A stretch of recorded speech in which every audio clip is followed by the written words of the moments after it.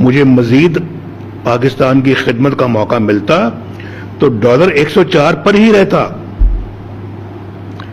ये सब्जियां भी महंगी ना होती, ये बिजली का रेट कभी महंगा ना होता। और हम तो ਇਹ ਸਿਰਫ ਜਿਹੜਾ ਨਾ ਅਕਰੋਂ ਪੈਦਲ ਸ਼ਖਸ ਇਹਦੀਆਂ ਗੱਲਾਂ ਸੁਣੋ। ਇਹ ਸਹੀ ਕਿਸੇ ਨੇ ਕਿਹਾ ਸੀ ਕਿ ਇਹਨਾਂ ਦੀ ਕਬਰ ਤੇ ਵੀ ਲਿਖਿਆ ਹੋਣਾ ਕਿ ਅਗਰ ਇੱਕ ਵਾਰੀ ਮੌਕਾ ਹੋਰ ਮਿਲ ਜਾਂਦੇ ਨਾ ਤੇ ਅਸੀਂ ਮੁਲਕ ਦੀ ਤਕਦੀਰ ਬਦਲ ਦਿੰਦੇ। 30-35 ਸਾਲ 40 ਸਾਲ ਹੋ ਗਏ ਨੇ ਤੁਹਾਨੂੰ ਇਕਤਦਾਰ ਦੇ ਵਿੱਚ, ਬੇਸ਼ਰਮੋ ਤੇ ਬਗੈਰ ਤੋਂ ਇੱਕ ਮੈਗਾ ਪ੍ਰੋਜੈਕਟ ਤੁਸੀਂ ਵਿਖਾਓ ਜਿਹੜਾ ਤੁਸੀਂ ਪਬਲਿਕ ਦੀ ਆਵਾਮ ਦੀ ਫਾਇਦੇ ਲਈ ਤੁਸੀਂ ਬਣਾਇਆ ਹੋਵੇ।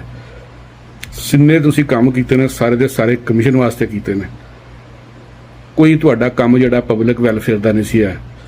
ਮਹਿੰਗਾਈ ਕਹਿੰਦੇ ਨੇ, ਮਹਿੰਗਾਈ ਇਮਰਾਨ ਖਾਨ ਦੇ ਉੱਤੇ ਪਾਉਂਦੇ ਨੇ।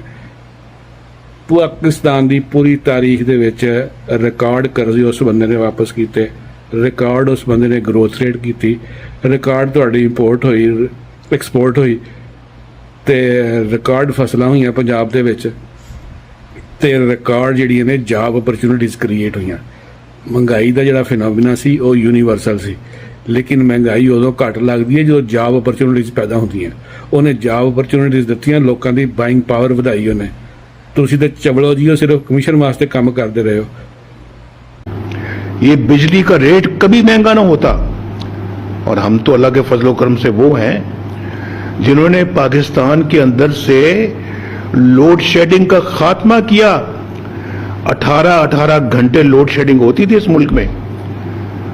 आप बताएं, आप गवाह हैं, होती थी या नहीं होती थी? किसने खत्म की लोड शेडिंग? किसने वो तमाम बिजली के कारखानों को चलाया, दोबारा नए बिजली के कारखाने लगाए? और मैं जब 2013 में वज़ीर ਚਬਲ ਦੀ ਹੋਰ ਸੁਣ ਲਓ। ਕਹਿੰਦਾ ਜੀ ਲੋਡ ਸ਼ੈਡਿੰਗ ਅਸਾਂ ਖਤਮ ਕੀਤੀ। ਪਾਕਿਸਤਾਨ ਦੀ ਤਾਰੀਖ ਦੇ ਸਭ ਤੋਂ ਜ਼ਿਆਦਾ ਮਤਨਾਜ਼ੇ ਤੇ ਕਰਪਸ਼ਨ ਵਾਲੇ ਮੁਆਹਦੇ ਜਿਹੜੇ ਨੇ ਇਹਨਾਂ ਨੇ ਬਣਾਏ। ਇੰਡੀਪੈਂਡੈਂਟ ਪਾਵਰ ਪ੍ਰੋਡਿਊਸਰ ਇਹਨਾਂ ਨੇ ਬਣਾਏ। ਪਾਕਿਸਤਾਨ ਦੀ ਤਾਰੀਖ 'ਚ ਸਭ ਤੋਂ ਜ਼ਿਆਦਾ ਬਿਜਲੀ ਮਹਿੰਗੀ ਬਣਾਉਣ ਵਾਲੇ ਮਨਸੂਬੇ ਇਹਨਾਂ ਨੇ ਬਣਾਏ। ਬਿਜਲੀ ਬਣਾਓ ਭਾਵੇਂ ਨਾ ਬਣਾਓ, ਪਬਲਿਕ ਭਾਵੇਂ ਇਸਤੇਮਾਲ ਦਿਓ ਉਹਨਾਂ ਨੂੰ ਨਾ ਦਿਓ, ਉਹਨਾਂ ਦਾ ਪੈਸਾ ਉਹਨਾਂ ਨੂੰ ਹਰ ਸਾਲ ਪੂਰਾ ਦੇਣਾ। ਇਹ ਹਰਾਮਖੋਰੀ ਕੀਤੀ ਇਹਨਾਂ ਨੇ। ਬਸ਼ਰਤ ਉਹਦੇ ਬਿਆਨ ਇਹਨਾਂ ਨੇ ਰਿਸ਼ਵਤ ਕੀ ਦਿੱਤੀ ਹੈ, 1 ਸੈਂਟ ਕੀਮਤ ਵਧਾਓ ਤੇ 1 ਰੁਪਈਆ ਮਿਲੇਗਾ ਤੁਹਾਨੂੰ। ਇਹ ਇਹਨਾਂ ਦੀ ਹਰਾਮਦਿਲਗੀਆਂ ਸਨ ਜਿਹੜੇ ਇਹਨਾਂ ਨੇ IPP ਜਿਹੜੇ ਪਾਵਰ ਪ੍ਰੋਜੈਕਟ ਮਨਸੂਬੇ ਇਹਨਾਂ ਨੇ ਕਰਵਾਏ। UPS ਪੂਰੇ ਪਾਕਿਸਤਾਨ ਨੂੰ UPS ਤੇ ਇਹਨਾਂ ਨੇ ਲਾਇਆ।